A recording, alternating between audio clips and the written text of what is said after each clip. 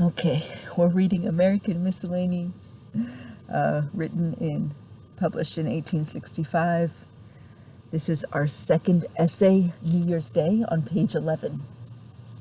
A Happy New Year has been the repetition of 1,000 merry voices this morning. This is a day on which old feuds should be broken down, warm friendships be strengthened, and new acquaintances formed. New York, of all the states, keeps New Year's Day with greatest spirit. It is one of the bequeathments of our Dutch forefathers. While in New England the austerity of the Puritan breathed the denunciation of the iconoclast on all festivals, the homely settler of New Amsterdam encouraged them. The savants of the East enacted laws to make the people sober and to render illegal all support of such festivities. When bleak and cheerless winter set in on the little island of Manhattan, the severity of the season was utterly disarmed by the social qualities of its plain, good-natured inhabitants. There was a regular interchange of visits among the neighbors, and all parties laid in a large supply of cookies, as was called their cook or cake, on which to regale themselves. Probably from this circumstance has come down to us the present agreeable custom of the gentlemen making their calls on the ladies of the household. The first day of the year has in something peculiar, and which at once recommends it to the observance of every heart. The customary division of time of the world's age, of the different phases of history, and what endears it particularly, of the life of man. The birthday remembrance is but an individual consideration, but on this day the nations, as with a simultaneous thought, add one to the years of their being, while old Mother Earth dots another year of her existence on the calendar of time. This is a day of gifts, a day for the expression of affection by little mementos, which became the household representatives of love and kind regard. Man, in many traits, is the same now that he was some thousands of years ago. We now give New Year's presents, so did the ancient Romans. On the 1st of January, long before the advent of the Messiah, the eternal city was kept in a yearly hum with a passing fete of the bearers of the SAENE, or presents. The patron received them from his client, the citizen gave them to the magistrate, and friends gave them to each other. The visitor brought his xenium, or guest gift, and received his SAENE, or return gift. These were New Year's presents. The gifts consisted chiefly of rare coins, gilt dates, plums dried and gilt, figs, and other small household matters ornamented with the head of Janus, to which god the festivities of the day were dedicated. Persons visiting had their compliments, which have come down to us. Annum novum fastum felicenque tibi, said the ancient Roman to his friend. A prosperous and happy New Year to you. Great stress being laid on the word prosperous, for success in any matter on New Year's Day augured well for the whole year. The Druids had their solemn day for cutting the sacred mistletoe with a golden knife from some aged tree in their forest dedicated to their gods.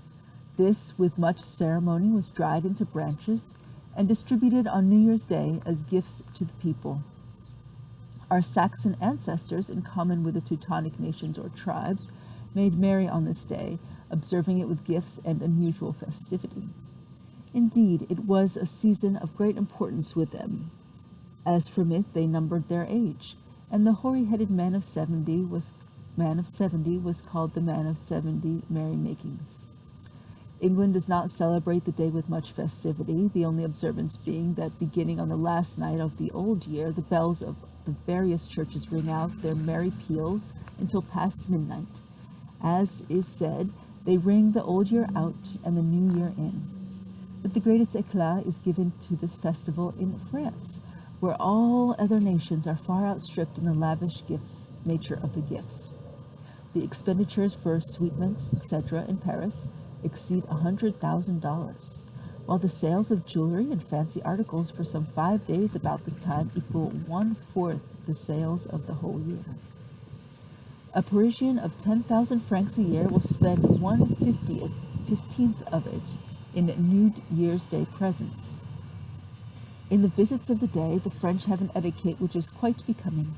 The nearest relations are first visited, and so on until they have all been called on, and then the friends are visited. This is all done in the morning. A dinner is given, and the evening winds up with social amusements. Still, although we do not make such lavish expenditures, we are not a whit behind any people in the social enjoyments of the time. The kind congratulations between the sexes make it a happy day, and a fitting debut of the coming year.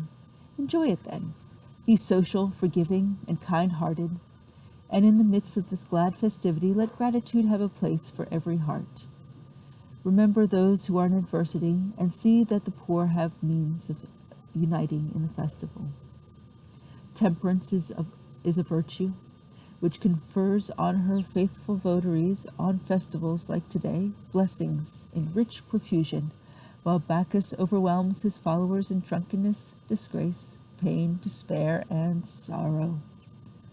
We cannot better close our remarks on the new year than by giving the ruminations of Washington Irving from his elbow chair. In this season of festivity, when the gate of time swings open on its hinges, and an honest, rosy-faced new year comes waddling in like a jolly, fat-sided alderman, loaded with good wishes, good humor, and minced pies. At this joyous era, it has been the custom from time immemorial in this ancient and respectable city for periodical writers, from reverend, grave, and potent essayists like ourselves, down to the humble and industrious editors of magazines, reviews, and newspapers, to tender their subscribers the compliments of the season. And when they have slyly thawed their hearts with a little of the sunshine of flattery, to conclude it by delicately drumming them for their arrears of subscription money. In like manner, the carriers of newspapers, who undoubtedly belong to the ancient and honorable order of literati, do regularly, at the commencement of the year, salute their patrons with abundance of excellent advice, conveyed in exceeding good poetry, for which the aforesaid good-natured patrons are well pleased to pay them exactly 25 cents. This honest graybeard custom of setting aside a certain portion of this good-for-nothing existence for the purposes of cordiality, social merriment, and good cheer is one of the inestimable relics handed down to us from our Dutch ancestors. In addition to this divine origin of New Year festivity, there is something exquisitely grateful to a good-natured mind in seeing every face dressed in smiles, in hearing the oft-repeated salutations that flow spontaneously from the heart to the lips, in beholding the poor, for once enjoying the smiles of plenty, and forgetting the cares which press hard upon them, in the jovial revelry of the feelings, the young children, decked out in their Sunday clothes and freed from their only cares, the cares of the school, tripping through the streets on errands of pleasure, and even the very Negroes, those holy day-loving rogues, gorgeously arrayed in cast-off finery, collected in junts at corners, displaying their white teeth and making the welkin ring with bursts of laughter loud enough to crack even the icy cheek of old winter. There is something so pleasing in all this that I confess it would give me real pain to behold the frigid influence of modern style cheating us of this jubilee of the heart, and converting it, as it does every article of social intercourse, into an idle and unmeaning ceremony. It is the annual festival of good humor. It comes in the dead of winter, when nature is without a charm, when our pleasures are contracted to the fireside, and when everything that unlocks the icy fetters of the heart and sets a genial current flowing should be cherished as a stray lamb found in the wilderness, or a flower blooming among the thorns and briars. Such wise words. That's it. But there is a picture.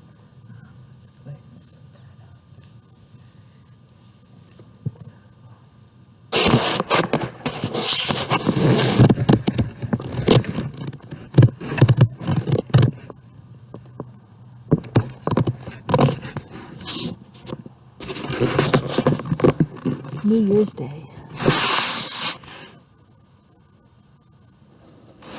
compliments